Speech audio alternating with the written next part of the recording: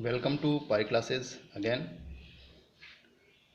आज की क्लास में हम पढ़ेंगे दोबारा सेंटेंस के बारे में। आज का जो टॉपिक है ये केवल पार्ट्स ऑफ सेंटेंस के बारे में है and structures of some basic sentences उसके बारे में।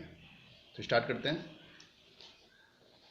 देखिए, एक सेंटेंस जो लिखा होता है इसके टू पार्ट्स होते हैं। हम कह सकते हैं इट हैज़ टू पार्ट्स। कौन कौन से होते हैं वो पार्ट्स? पहला है सब्जेक्ट, और सब्जेक्ट के अलावा जो भी पार्ट होता है उसे कहेंगे प्रेडिकेट। यानी वाक्य में एक तो होता है सब्जेक्ट और बाकी जो शेष हिस्सा होता है वाक्य का वह होता है predicate. For example, two examples है, एग्जाम्पल से इसको समझने का प्रयास करेंगे।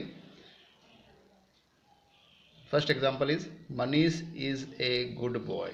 अब यहाँ पे देखिए, मनीष इज ए सब्जेक्ट और सब्जेक्ट के अलावा जो शेष पोर्शन है सेंटेंस का इज ए गुड बॉय उसे कहेंगे प्रेडिकेट। इसी प्रकार सेकंड सेंटेंस है द बॉयज प्ले फुटबॉल। तो द बॉयज इज सब्जेक्ट और जो रिमेनिंग पार्ट ऑफ सेंटेंस है प्ले फुटबॉल वो क्या हो गया? प्रेडिकेट हो गया। तो subject and predicate two parts होते हैं सेंटेंस के। बस यहीं तक आपको समझना है और ध्यान रखना है। अब हम बात में थोड़ा सा ध्यान तो रखना है आपको, सही बात है। बाकी देखिए, थोड़ा सा बताना चाहूँगा मैं आपको कि सब्जेक्ट के अलावा जैसे मान लीजिए प्रेडिकेट है, प्रेडिकेट में वर्ब भी आ गई, ऑब्जेक्ट भी आ गया। अब हम बात करते हैं नेक्स्ट टॉपिक की, structures of some basic sentences. अब देखिए, कुछ बेसिक सेंटेंस है उनके जो स्ट्रक्चर्स है उनको समझने के लिए कुछ वर्ड्स है जो सेंटेंस में काम आते हैं, उनको समझाने का मैं प्रयास करूँगा आपको। आप समझने का प्रयास आप खुद भी करना। देखिए, एक तो काम आता है सेंटेंस में सब्जेक्ट। सब्जेक्ट को हिंदी में कहते हैं कर्ता, और कर्ता की सीधी सी डेफिनेशन यही है कि सेंटेंस में जो कार्य करने वाला होता है उसे हम सब्जेक्ट कहेंगे। और ज़्यादातर सेंटेंस के स्टार्ट में ही ये मिल जाता है। बाकी कुछ एक सेंटेंस है जिनके ये बीच में मिलता है। आप सिर्फ ये ध्यान रखोगे कि सेंटेंस में जो कार्य कर रहा है व्यक्ति उसे ही हम सब्जेक्ट कहेंगे। होगा क्लियर?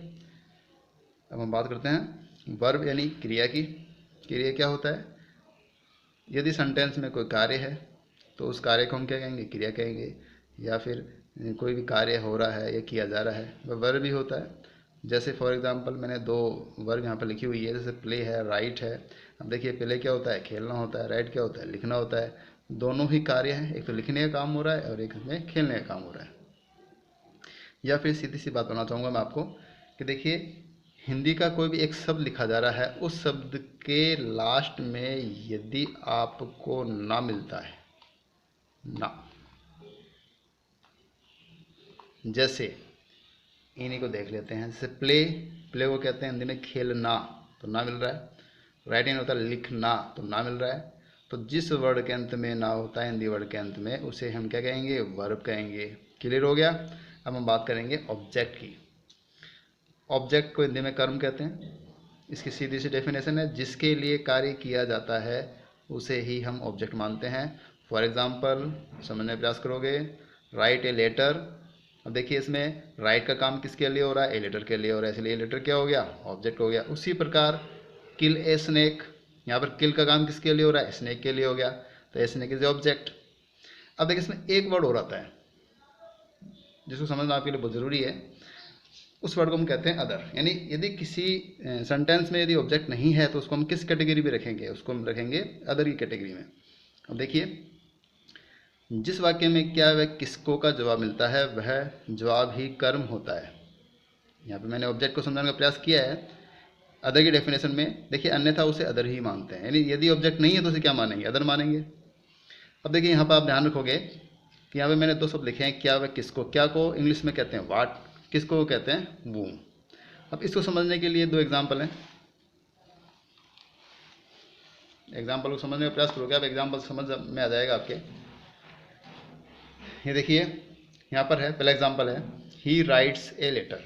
अब एक काम करते हैं, he is a subject, rights verb है, मैं बात कर रहा हूँ ए लेटर की। यानी ए लेटर यहाँ पर ऑब्जेक्ट है या अदर है इसका पता मुझे नहीं लग रहा है, तो मैं एक काम करता हूँ, ए लेटर को यहाँ पर हाइड कर देता हूँ। हाइड करके या इसको छुपा करके इसके स्थान पर हम काम में लेते हैं वाट।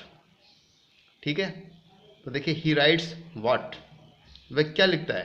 तो ही राइट्स ए लेटर, जवाब मिल रहा है। यदि जवाब मिल रहा है तो वह ऑब्जेक्ट है, और यदि जवाब नहीं मिल रहा है तो वह ऑब्जेक्ट नहीं है। अब इस देखिए, वह जवाब नहीं मिल रहा है तो ऑब्जेक्ट नहीं है। इसको समझने के लिए मैं दूसरा सेंटेंस मैंने लिखा है, प्रयास करोगे समझने का, समझ में आ जाएगा आसानी से आपके। He is going to market. अब देखिए स्टार्ट में क्या होता है, he is a subject, is जो है वो हेल्पिंग वर्ब है, गोइंग है वो मेन वर्ब है। यदि किसी सेंटेंस में हेल्पिंग वर्ब आएगी तो उसके बाद मेन वर्ब जरूर आएगी। उसके अलावा देखिए टू मार्केट लिखा हुआ है। अभी काम करते हैं, वही प्रोसेस जो पहले वाली है। इसको दोबारा मैंने राउंड किया है, राउंड का मतलब इसको हाइड करेंगे, और हाइड करके इसके स्थान पर टू वर्ड्स हम रख के देख सकते हैं।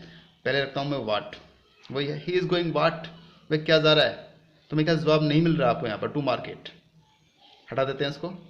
ठीक है, एक बार मैंने और बताया था आपको, वूम बताया था, वूम रख के देख लो आप। ही इज़ गोइंग वूम, वह किसको जा रहा है, तो जवाब नहीं मिल रहा, टू मार्केट। ठीक है, तो यदि टू मार्केट वाट का जवाब भी नहीं है, होम का जवाब भी नहीं है, इसका मतलब है ऑब्जेक्ट नहीं है। क्या हो गया वो, अदर हो गया। उसको अदर ही मानेंगे, ऑब्जेक्ट नहीं तो अदर हो गया। हो गया क्लियर, ऑब्जेक्ट या अदर है। अब आप आसानी से किसी भी वाक्य में ऑब्जेक्ट अदर की पहचान कर सकते हो, और पता लग जाएगा आपको कि वह ऑब्जेक्ट है या अदर। अब देखिए, मैं ज़्यादा टाइम नहीं लूँगा आपका।